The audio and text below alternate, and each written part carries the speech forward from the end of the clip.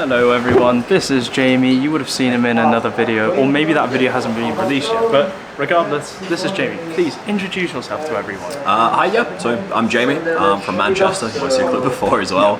Obviously been playing a bit of Dynasty, absolutely loving it as well. Favourite card at the moment is definitely the Firehounds. Absolutely love these guys. Enjoying the dogs. Yeah, absolutely. Yeah. So, what did you think of the game? Because you played Magic, obviously you've got experience. Completely new game, you've jumped into it, you've been taught the basics, I've thrown decks at you. Give me the rundown. Very interesting, absolutely love it. I think the lane system, the zone system, fantastic. Like a whole new element to it. I definitely, when I play Magic and this as well, I'm playing it, it's less winning the entire game and kind of getting good plays. I realise kind of situations you kind of find yourself in. You're not going to win turn one. Exactly, yeah. It's kind of what am I doing in this situation and just kind of work through it until you either win or you don't, but you have a good time. So there's been some good ones there, I'm sure you've seen in those games. The last game that I watched, that was crazy. In fact, run me through the games that you played, because then people kind of know how the tempo is, how it's played, and just run through it with us. Yeah, absolutely. So I actually ended up doing kind of 3 different life totals for it. First one I did with Anton, kind of first one we let loose. We just did 15, very quick one. That was nice and short just to get obviously an idea for the game, just kind of picking up. First thing I kind of tried to clue in on was resource management. I think that's the really biggest thing as well. Yeah, you can't just spend everything. Exactly, because then you get screwed over. Yeah, and keeping some as well and keeping track of it, which I absolutely love. The trade function was really good. Very interesting with doing a mulligan as well, because you might want to keep a card you're not necessarily going to use straight away, because high mana or high sort of resource value, you can just put it in trade straight away, get it for free. So that was really good, just kind of getting to grips. Second game of Anton, we upped it a little bit. I think we did a 25-point game, and that was really interesting. That was both games. Anton got his champions in his first hand, which was insane. It was genuinely. We did the maths. It's a 5.3% chance of getting there, and he did that twice. So and situations like that as well. I got lucky, but that was incredible to see, to be honest. And apologies, I don't know the champion's name, but it was the defensive one. Yang Bei. So anyone in defense, I think, could retaliate as well, which was rough. So I think my aim straight away was to remove him from the board. I got very lucky. I got 2 retreat cards sort of back to back, so I just kept him off the board and did as much cycling him in the retreat zones. Downside to that as well, as we found out, was obviously his health was replenishing every time, so anything I did chip away, obviously I had to start from scratch, which was really good. So that was a really interesting game, just to get used to kind of tackling defense. That's where I absolutely love the Flame Hounds as well, just kind of using those. So that was a really good game. And then last game with Matt just there, we upped it to 50, did a full game. That was really good because we were both using the same deck as well. And apologies for the champion's name. Long Fong, absolutely amazing as well.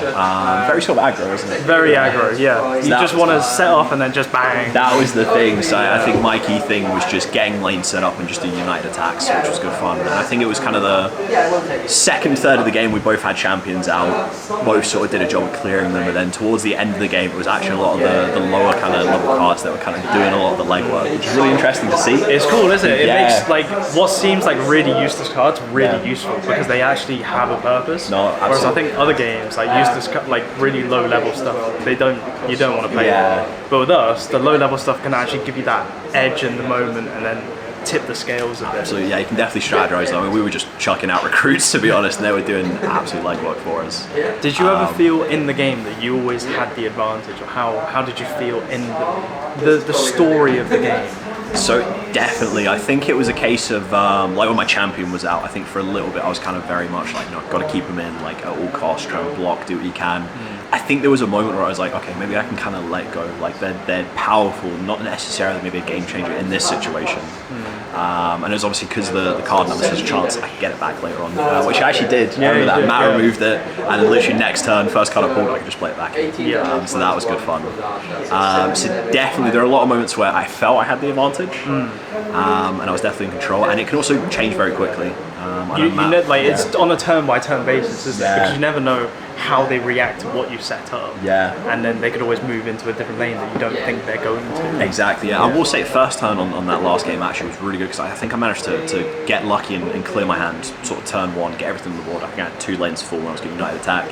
And Matt, he also had a really good play. He sort of played an order where I think it was combat can't happen on this turn. Oh yeah, so yeah. really good setup, but I just couldn't obviously get that start, which was very interesting. So there's always a way to stop someone and then take the advantage after. Yeah, 100%. There was never a situation where I kind of was like, all right, that's it, it's game over. There's nothing I can do here. There was always kind of, all right, well, how do we counter this? What can we do here? Because the last time we would have checked in, you both had 24 health, or 24, 23, and then you got the advantage and started whittling down. Yeah. And he couldn't climb back after that. That was it. Which was kind of chipping away and chipping away. Yeah, I think at one point it was 27 to 38, and then from there I think I finished on 24 on that game. Yeah, you finished on 24, which is insane. Yeah, it can change. Technically, in terms of gameplay, how does it feel in your brain? Like, does it get the neurons running? It really does. Like I said, that lane system and zones and moving, I absolutely love. Like just logically thinking about making these lines. It's quite satisfying, isn't it? When you then move them into the same and then shift them about, it's that feeling that's really absolutely. And sort of like we said, depending on the situation, you might be thinking of backup plans or what if this does go wrong.